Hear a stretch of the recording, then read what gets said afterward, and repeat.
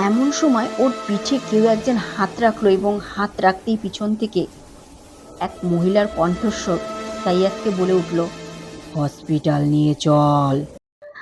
আজকের অডিওতে আমি আপনাদের ভূতের গল্প শোনাবো। এটাকে গল্প বলা ভুল, এটাকে বলে সত্যিকারের ঘটনা। কারণ আমি যার কাছ থেকে এই ঘটনাটা শুনেছি, এটা কোনো গল্প নয়, এটা সত্যিকারের ঘটনা। এবং এই ঘটনাটি শুনে আমি বেশ ভয় পেয়েছি। তাই ভাবলাম আপনাদের সাথে শেয়ার করা যাক। ভূত আছে কিনা সেই প্রসঙ্গে আমি যাচ্ছি না। সম্পূর্ণ বিষয়টি নির্ভর করছে আপনাদের উপর। আপনারা বিশ্বাস করবেন না করবেন না।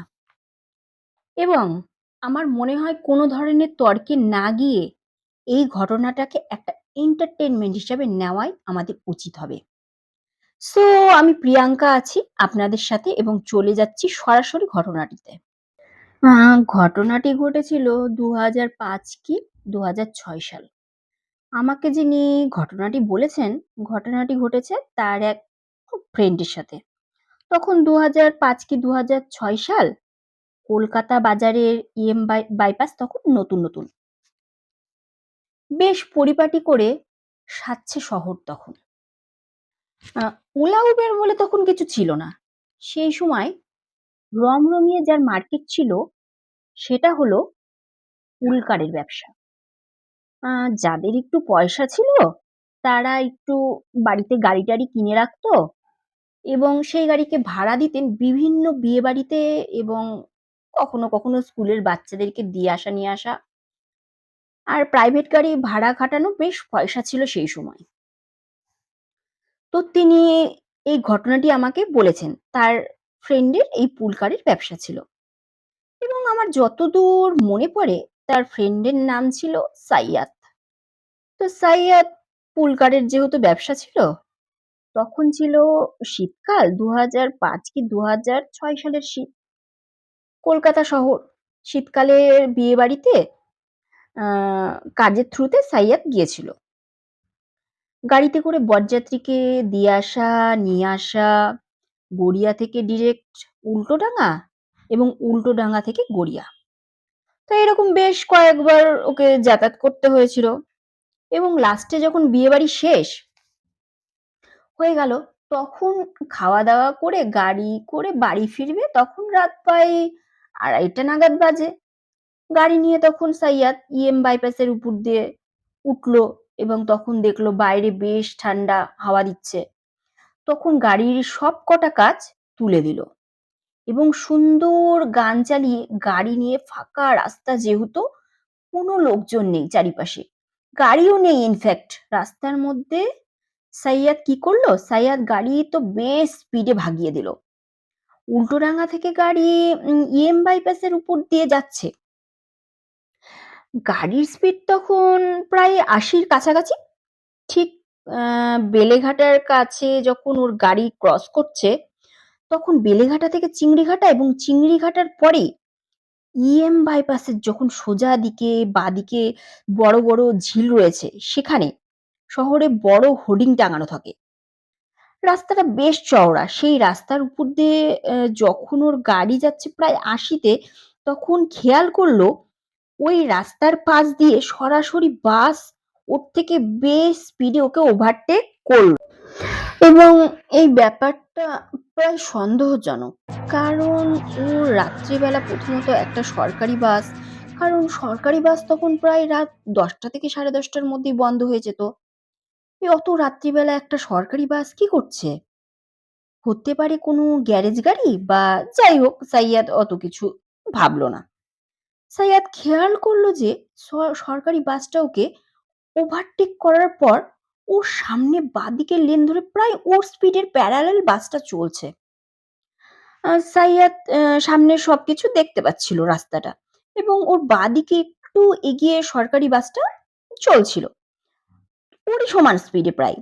দূর থেকে একজন ভদ্র মহিলা এবং তার সাথে একটা ছোট বাচ্চা সাইয়াদ দেখতে পেল যে হাত নাড়াচ্ছে এবং হাত নাড়িয়ে তারা সরকারি বাসটাকে দাঁড় করানোর চেষ্টা করছেন।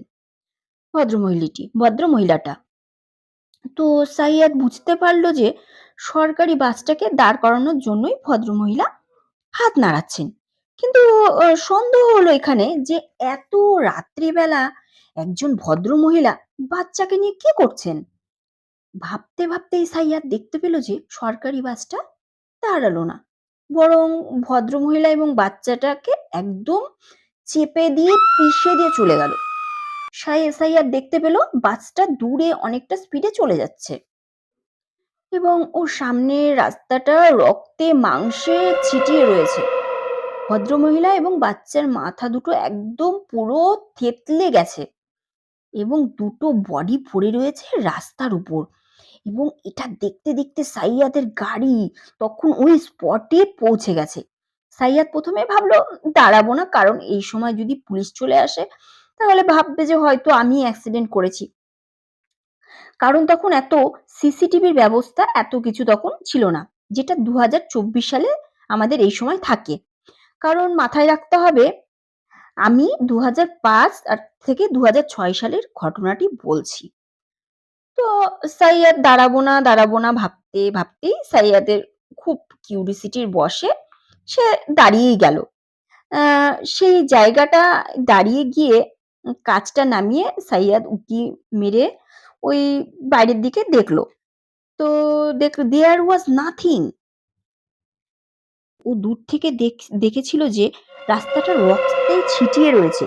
কিন্তু ওই স্পট উপরে গিয়ে ও যখন কাঁচ নামিয়েছে তখন সেই সময় কিচ্ছু পড়েনি সেইখানে। না রক্ত, না ডেড বডি, না কিছু। তো ওরা যেহেতু ড্রাইভার মানুষ, তো ড্রাইভার ঐরকম রাস্তাঘাটে চলার পথে ওরকম ওরা ফেস করে। তো ও সঙ্গে ব্যাপারটা বুঝতে পেরেছে যে দেয়ার ওয়াজ সামথিং রং। তারপর সঙ্গে গাড়ির কাঁচ তুলে ওখান দিয়ে তড়িঘড়ি পালাতে যাবে। এমন সময় ওর পিঠে কেউ একজন হাত রাখলো এবং হাত রাখতেই পিছন থেকে এক মহিলার কণ্ঠস্বর সাইয়াদকে বলে উঠল, হসপিটাল নিয়ে চল। সাইয়াদ লুকিং গ্লাসে পিছন থেকে তাকিয়ে ওর হাড়িম হয়ে গেল। ও দেখলো একজন ভদ্রমহিলা যার গলা থেকে ঘাড় থেকে মাথাটা একদম বেঁকে গেছে এবং তার কোলে একটা ছোট্ট বাচ্চা, যে বাচ্চাটার মাথা পুরো থেতলে গেছে, একদম প্রচুর রক্ত বেরোচ্ছে এবং তার গাড়ির রক্তে পুরো মাখো হয়ে গেছে। এবং ভদ্রমহিলা হিমশীতল হাতে সাইয়াদকে ধরে বলল, হসপিটাল নিয়ে চল। সাইয়াদ তখন কি করবে, কাণ্ডহীন ভাবে গাড়ি ভাগিয়ে দিল প্রচন্ড স্পিডে। গাড়ি নিয়ে ছুটছে এবং মাঝে শুনতে পাচ্ছে পিছন থেকে ওকে কেউ বলছে, হসপিটাল নিয়ে চল।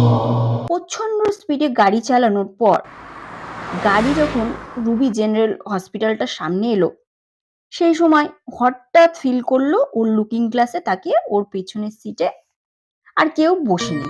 ইনফ্যাক্ট ওর পেছনের সিটে না কোনো রক্ত, না কোনো ডেড বডি আছে। তো সাইয়াদ গাড়ি থেকে সঙ্গে নামলো এবং নামার পর রুবির ওখানে অনেক চায়ের দোকান আছে। সেই দোকানে গিয়ে ও বলল, আমার বাড়িতে একটা ফোন করব। তো দোকানদারকে বলল, আমি প্রচন্ড অসুস্থ ফিল করছি, প্লিজ আপনি ফোন করুন। বলে ওখানে সাইয়াদ একদম সেন্সলেস হয়ে পড়ে যায়।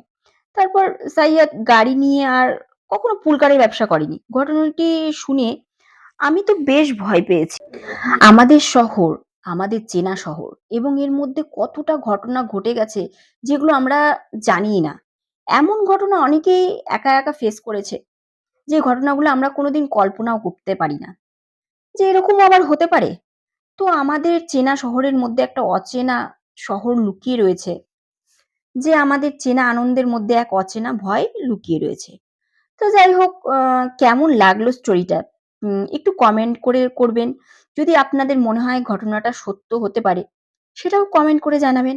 আর যদি মনে হয় এটা পুরোই একটা মিথ্যা ঘটনা হতে পারে, সাজানো ঘটনা হতে পারে, তাহলে সেটাও জানান। কারণ সত্যি কথা বলতে আমি নিজেও তো ফেস করিনি। আমি শুনেছি একজনের কাছ থেকে ঘটনাটি এবং আমার মনে হয়েছে আপনাদের শোনাই ঘটনাটা। তো আপনাদের কি মনে হয়? সেটা কমেন্টে প্লিজ জানাবেন। তো আপনাদের সাথে যদি এরকম ঘটনা ঘটে থাকে বা আপনার চেনা কারোর সাথে যদি এরকম ঘটনা ঘটে থাকে, নির্দ্বিধায় আমাকে মেইল করতে পারেন। আমার মেল অ্যাড্রেসটা আমি কমেন্ট বক্সে দিয়ে দিচ্ছি। মেল করলে বেশি সুবিধা হবে। সেগুলি দেখব এবং পরে একটা করে স্টোরি করে আপনাদের শোনাবো। তো জানান আপনাদের আমার এই স্টোরিটা কেমন লাগলো। তো টাটা, বাই বাই, সবাই খুব ভালো থেকো।